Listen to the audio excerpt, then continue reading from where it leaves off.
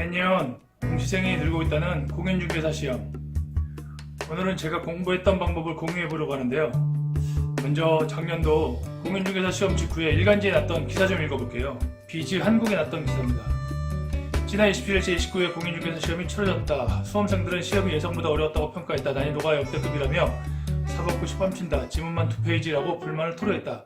청와대 국민청원 게시판에는 공인중개사 시험 재검토를 해달라라는 글이 기재됐고 9,000명 가까운 인원이 참여 중이다. 이게 작년도 기사니까 지금은 청원에 더 많은 분들이 참여했겠죠. 또 이하 중간 내용은 생략하고요. 응시생 구성에 대한 내용도 있어요. 제29회 공인중개사 시험 실제 수험생은 약 22만 명으로 예상된다. 수험생은 해마다 느는 추세다. 또 중간에 생략할게요.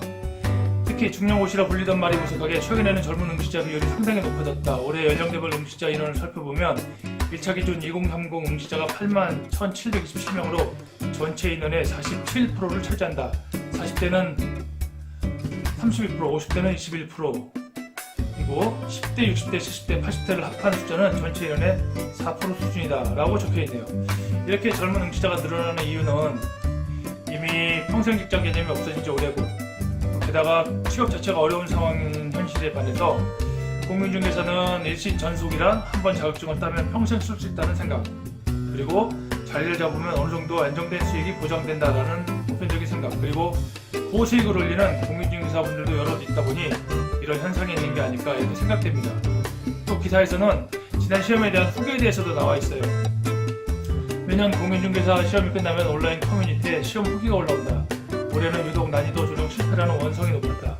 수험생 사이에서는 시험 난이도가 납득이 되지 않는다라며 재시험을 요청해야 한다, 이의 제기를 해야 한다는 의견이 줄줄이 이어졌다.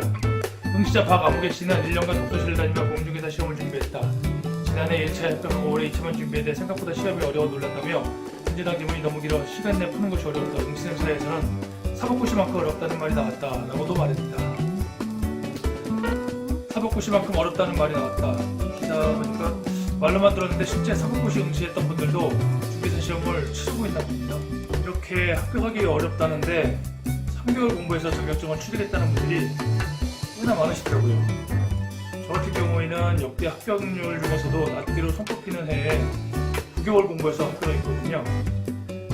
저야 뭐 직장 다니면서 공부했으니까 다른 거 안 하고 6개월 공부한다면 어느 정도 가능성이 있겠다 싶은데 3개월 만에 합격했다는 분은 제 생각에 아마 3개월 만에 합격했다는 그분들은 부동산 관련 학과나 뭐 다른 자격증 시험 혹은 고시 등의 이유로 법률 공부를 예전에 하셨을 거예요. 법률 지식이라고는 1도 없는 분이 3개월 달랑 공부해서 공인중개사 시험을 합격했다면 만약 사실이라면 그분은 아마 천재이실 수도 있고요. 아니 천재이실 거예요. 그분들은 공인중개사 하실 게 아니고 기네스북 암기왕에 도전해 보실 것을 추천드리고 싶습니다. 3개월에는 솔직히 천재가 아닌 우리 같은 일반인들은 그 법률 단어 귀에 익히기도 벅차고 뭘 공부해야 할지 개념 잡기에도 턱없이 부족한 시간이라고 생각해요. 혹시나 상대적 박탈감을 느끼신 분들이 있으시다면 여러분이 정상이시고 그 3개월 만에 취득한 그분들이 좋은 의미의 비정상적인 분들입니다. 그리고 공인중개사 시험은 실무보다는 시험을 위한 시험이잖아요. 일반인들에게 익숙하지 않은 법률, 학계론 이런 것들을 시험 기준으로 해서 중개사무소 허가 자격을 제한하는 거고요. 그래서 그 교재들을 보면 처음부터 끝까지 법률 용어가 나오고 막상 그 속뜻을 이해하면 쉽지만 처음 들어보면 다 어려울 수밖에 없어요. 처음부터 큰 욕심 부리지 않고 차근차근 준비하다 보면 어느새 귀와 입에 그 법률 용어가 익숙해질 때가 올 것이고 문제가 눈에 들어오는 때가 올 겁니다. 매년 말에 시험을 보죠. 9개월 남았습니다. 저도 정확히 9개월 공부해서 자격증을 땄어요. 지금 시작하면 충분히 가능하다고 생각합니다. 저의 공인중개사 공부는 제 평생에 대학 공부할 때보다도 더 열심히 했던 기간이었거든요. 그래서 중개사 시험에 관심 있으신 분들께 저의 경험을 나누고 싶습니다. 하지만 저와 똑같은 방법으로 공부한다고 해서 합격이 보장되는 건 아니라는 걸 더 잘 아실 겁니다. 유튜브에 보면 합격 후기 영상들이 많이 올라와 있더라고요. 심지어 여러 편으로 길게 세분화해서 올려주신 분들도 꽤 있으시더라고요. 같은 응시생 입장으로 올리신 거니까 그 내용들을 들어보면 좋은 점이 분명히 있을 수도 있을 거예요. 하지만 저라면 합격 후기를 그 세분한 영상들을 볼 시간에 교수님 강의를 더 찾아볼 것 같아요. 공부하는 방법과 시험 준비하는 요령은 오랜 시간 연구해온 교수님들이 더 잘 아실 거예요. 수년, 수십 년 축적된 교수님들의 강의를 우선해서 들으시고 나에게 맞는 나만의 방법을 찾는 것이 훨씬 좋을 거라 이렇게 생각합니다. 그리고 중요한 한 가지, 책만 사서 독학하신다는 건 생각도 하시지 마시길 바래요. 결과적으로 시간 낭비입니다. 그 많은 분량 중에서 공부해야 할 범위와 읽고 넘겨야 할 범위를 우리는 알 수가 없어요. 시험에 나오지도 않는 부분을 달달 외우다가 시간 다 가는 수도 있거든요. 그래서 교수님들의 강의를 들어야만, 예를 들어서 공법 같은 암기가 필요한 부분은 암기법도 알려주시고 또 시험에 나오는 중요한 부분이 어딘지 분간하게 해주시는 거죠. 인터넷 강의든 학원 강의든 꼭 교수님들의 강의를 직접 들으셔야 합니다.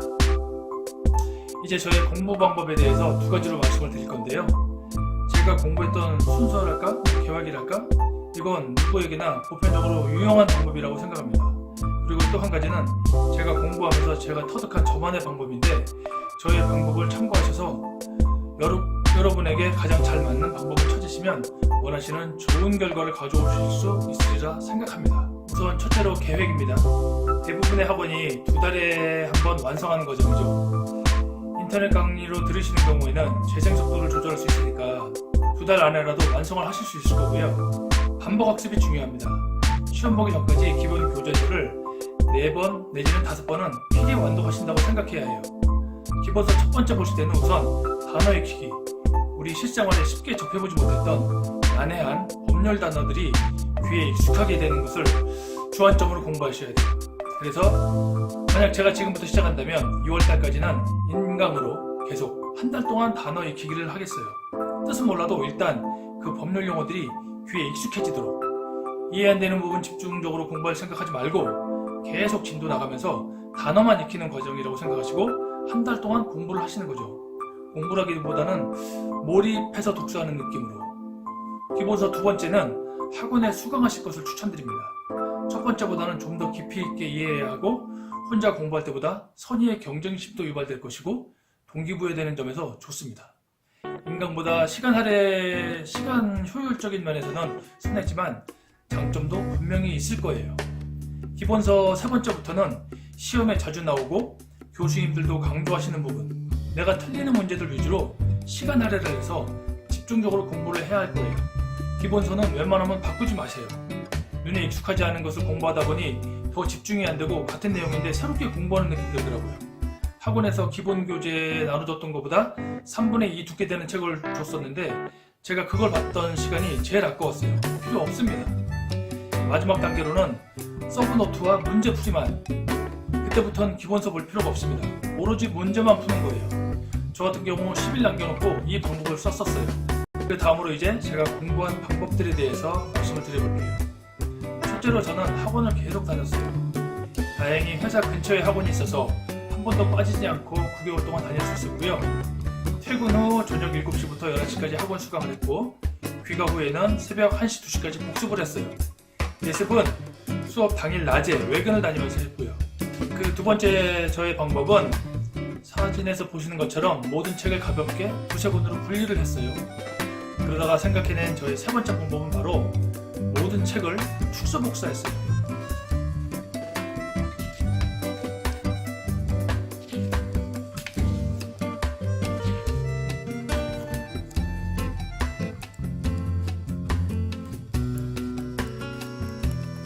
작은 파일이나 다이어리나 스프링노트에 철에서 가지고 다니시면 출퇴근할 때 혹은 거래처 버스 타고 지하철 타고 가실 때 혹은 또 누구 만나기로 해서 기다리는 시간에 분명히 훑어보실 수 있을 겁니다. 마지막으로는 서브노트인데요.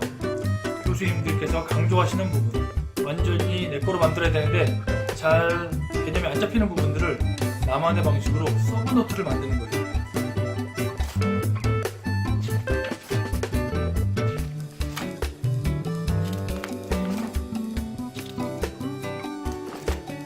시험에 꼭 나오는 부분들, 내 거가 잘 안 되는 부분들 위주로 적어서 언제 어디서나 가볍게 펼쳐볼 수 있고 시험 당일날도 볼 수 있게끔 만들면 아주 좋을 겁니다. 또 또 모의고사는 저는 경험상 한 번 보긴 했는데 3월 이후로 7, 8월까지는 절대 안 봤어요. 그 점수를 받아보니까 의욕도 안 생기고 자신감만 줄어들더라고요. 모의고사 치를 시간에 책을 더 봤습니다. 물론 시험 임박해서는 과목당 시간 배분이랑 답 옮겨 적는 연습 이런 것들을 위해서 모의고사를 봤고요. 자, 저의 결론입니다. 한 집 건너 중개사 사무소가 있는 시대에 여러분에게 무조건 중개사 자격증 따라 이렇게 말씀드리는 게 절대 아닙니다. 평소부터 관심이 있으셨고 언젠가는 꼭 한번 도전하리라 이런 생각이 있으셨던 분이라면 바로 당장 시작하시라는 거예요. 1년 뒤 한가해지면 시작하리라. 아이들을 좀 더 키워놓고 시작해볼까? 이런 생각을 하고 계시다면 오늘도 우리 뇌는 이미 어제보다 퇴화하고 있어요. 시간을 거꾸로 사는 벤자민 버튼이 아니시라면 바로 시작하세요. 늦지 않았습니다. 감사합니다.